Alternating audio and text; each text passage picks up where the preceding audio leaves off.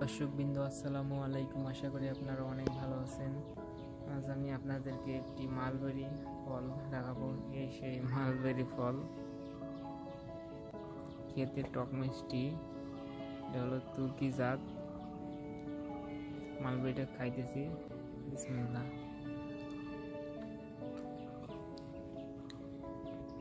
আপনাদেরকে দেখাইতেছি মালবেরি। দেখতেছেন গাছে কিরকম ধরছে মালবেরি, পেকে গেছে। প্রথমে সবুজ রঙের থাকে, প্রথমে এরকম সবুজ থাকে, ধীরে ধীরে লাল হয়ে যায়।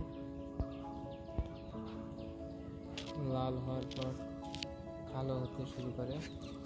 এইদিকে একটা দেখাইতেছি আপনাদেরকে,